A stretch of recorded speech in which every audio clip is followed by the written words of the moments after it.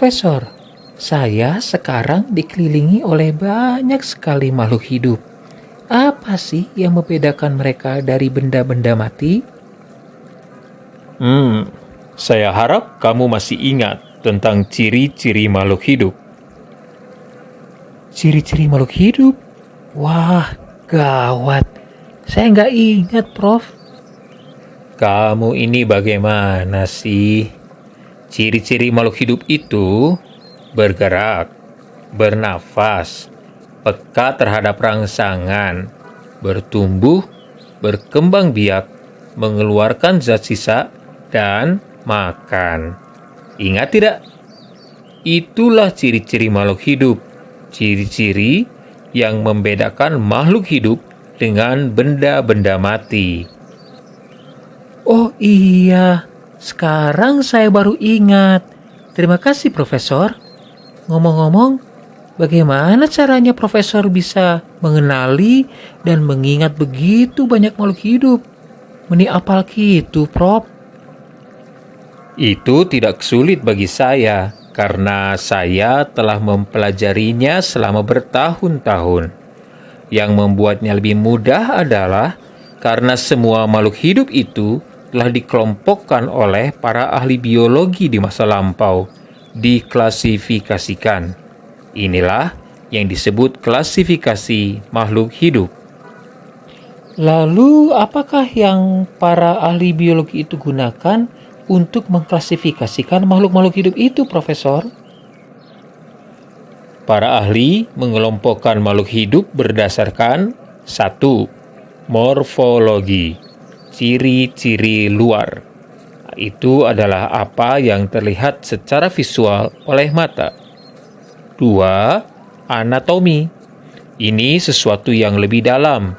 Ini bicara tentang sel, jaringan, organ. Dan 3. Karena kemajuan teknologi, para ahli mengelompokkan makhluk hidup dengan cara melakukan analisis DNA.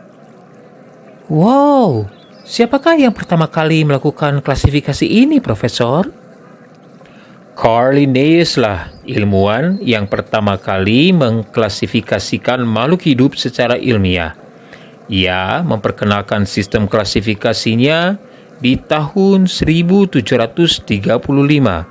Saat itu, ia mengidentifikasi 1.200 spesies makhluk hidup. Keren!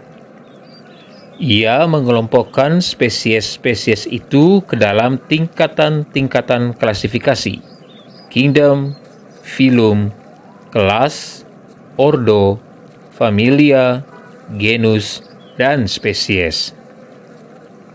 King Philip called out for good soup. Itu jembatan keledai yang bisa kamu gunakan untuk mengingat dengan lebih mudah tingkatan-tingkatan klasifikasi tadi dalam bahasa Inggris. King Philip called out for good soup. Kingdom, phylum, class, order, family, genus, species. Begitu kan, Profesor? Lalu, bagaimana cara dia menamai spesies-spesies itu, Prof? Sistem penamaan yang ia buat itu disebut binomial nomenklatur, tata nama ganda. Setiap spesies diberi sebuah nama yang terdiri atas dua kata, dua nama. Makanya disebut binomial. Kata pertama itu menunjukkan genus, dan kata kedua menunjukkan spesies. Huruf pertama dari genus ditulis dengan huruf kapital dan sisanya dengan huruf kecil. Jika kamu menulis nama spesies dengan tangan, kamu harus memberikan garis bawah di setiap katanya. Jika kamu mengetiknya, kamu harus menggunakan cetak miring. Oh, satu lagi. Biasanya nama ilmiah suatu makhluk hidup itu dalam bahasa Latin atau dilatinkan.